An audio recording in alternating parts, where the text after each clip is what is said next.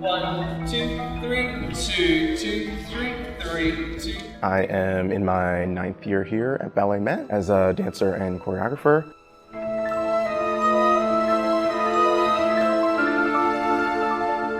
Getting older as an athlete, as a dancer, I just turned 33 in December, but I still consider myself, obviously, generally speaking, very young. But I have been dancing professionally now since I was 21, and I did go to college first for also dance.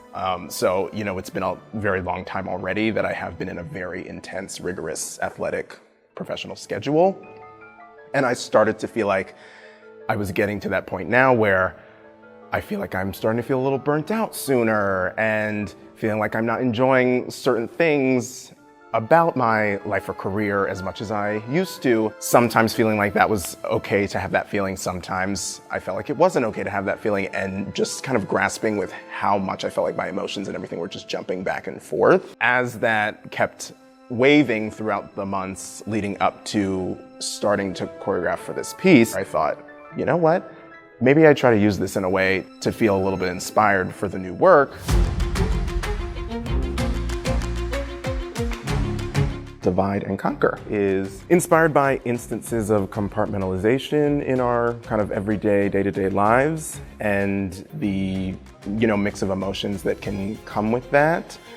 More so kind of the negative ones where you feel like you have to mask those, and it's kind of dealing with knowing when you feel like for you that's okay to be able to express that, and for hopefully people on the other side to be open to knowing that that's going on. It's okay to more so come in and let yourself be kind of what you are for that day. I know everyone can't say this, I feel very lucky to be able to do something that I've done since, I started training in dancing, ballet specifically, when I was 3 years old, so that's 30 years now, and I felt very lucky that I was able to end up pursuing something as a career that I loved, that was considered my passion, and I know everyone doesn't have that same privilege. The feelings I've had over this past year, for lack of a better phrase, really did push me to dive deeper into being inspired by this piece, and feeling like the inspiration is something that is so relatable to everyone. Knowing that Leland's piece is coming from such a place of compartmentalizing and trying to present yourself in a way that ignores the other traumas and things that you're dealing with, it's such a reality for so many people, and especially for the residents that we have at the Family Center and in our women's residency program.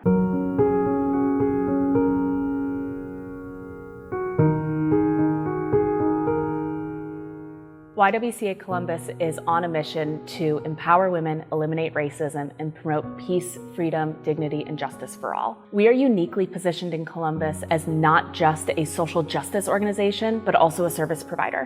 One of those services that we provide is through our YWCA Family Center, which houses families experiencing housing crises. Today, we have approximately 200 individuals in our space, somewhere between 50 and 60 families, and each one of those families is on their own journey towards permanent housing, and we're just here to provide resources on that path. BalletMet is such an incredible partner to so many places in this community that when we were reached out to partner on this concert, we were so excited. We rely heavily on our donors to bring through those basic essentials, things like the shampoo, conditioner, body wash, lotion, those things that the audience is being asked to bring with them to the performance in these next couple of weeks. We love being able to provide those resources to our families so that it's one less thing on their list.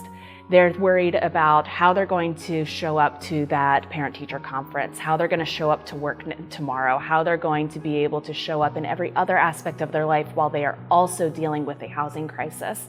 And when we can provide those basic essentials, it allows our residents to just forget about one thing on their list.